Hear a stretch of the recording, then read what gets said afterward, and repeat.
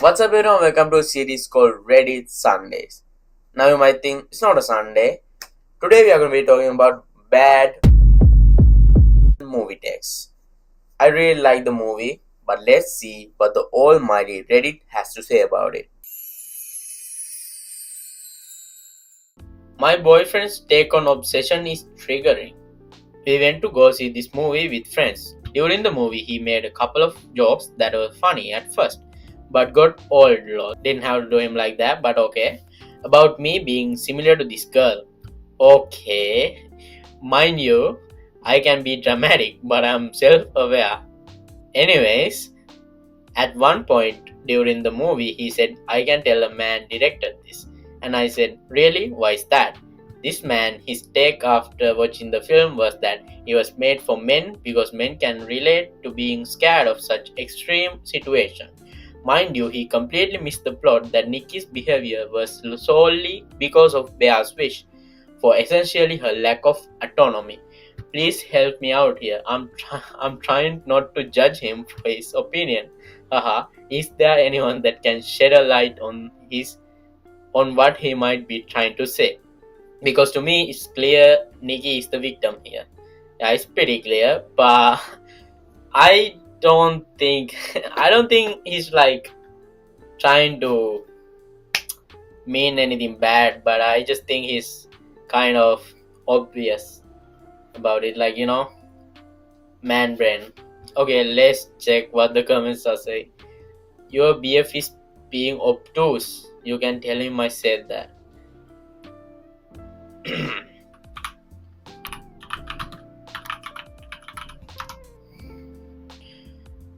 Yeah, you can tell him I said that too. Yeah, I don't think he means any harm. He's just stupid like the rest of us.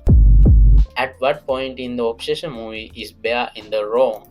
Nobody would have ever thought that some $7 wish take would come true. Was Bear morally obligated to kill himself after the phone call with HR? HR is kind of funny. No, he doesn't have to kill himself. The thing is, he just doesn't try to change anything. He's like, not my problem until it is his problem. Because even after hearing Nikki's dream and telling him to kill her, even after that, he's like, what's so bad? What is the problem?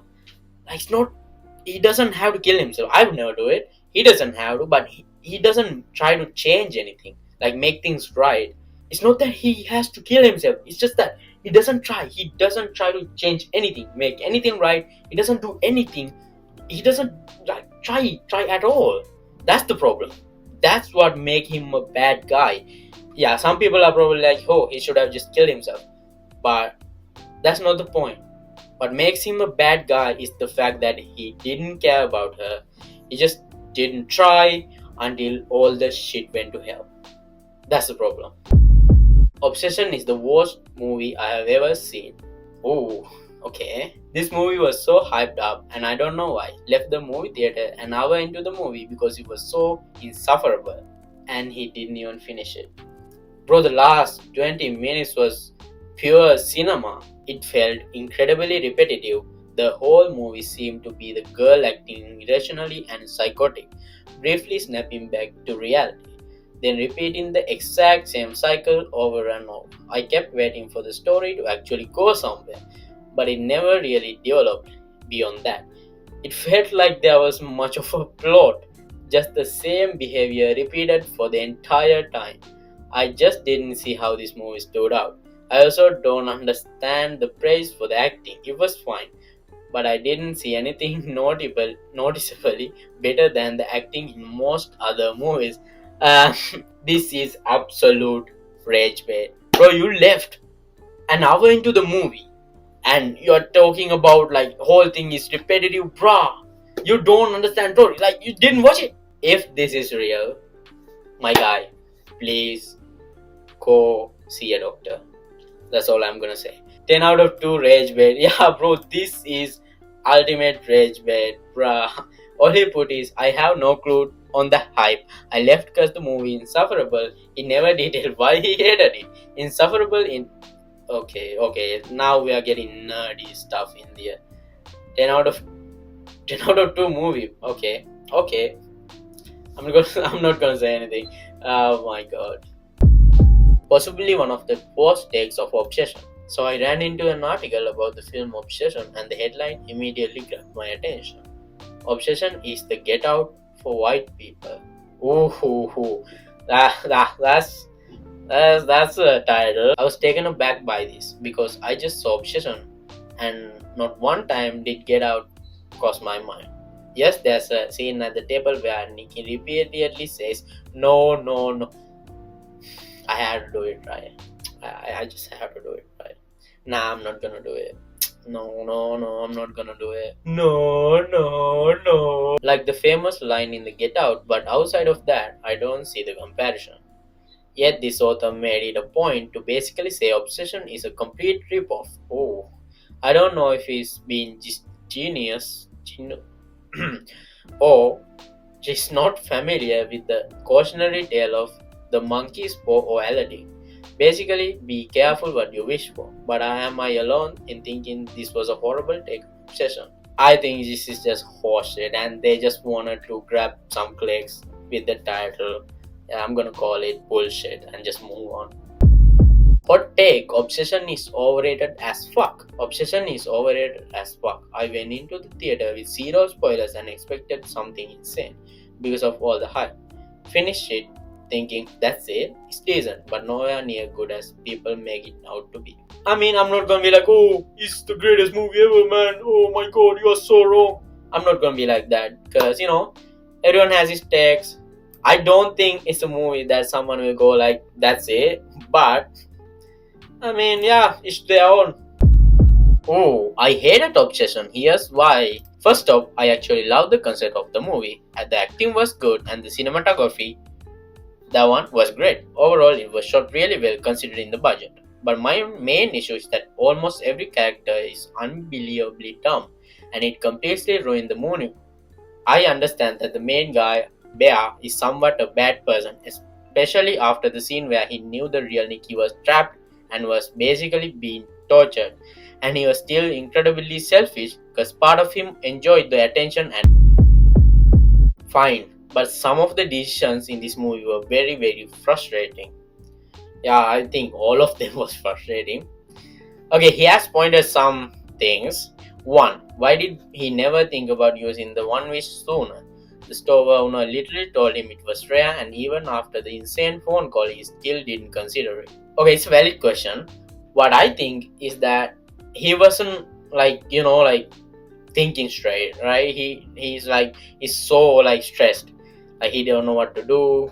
He's so he was scared. Like Nikki was streaming after the stream. I think he was like, yeah, it's a valid question. I think he could have done it, but I also think that it would make sense that he was stressed and couldn't remember it or didn't think of it.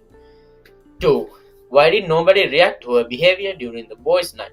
She was acting completely unhinged and started hurting herself, and everyone just moved on like nothing happened. They did react, no? Because even before the boys' night, Ian was telling Bea that people are gonna talk and it's not good looks and everything. And in the night, they were like, what the fuck?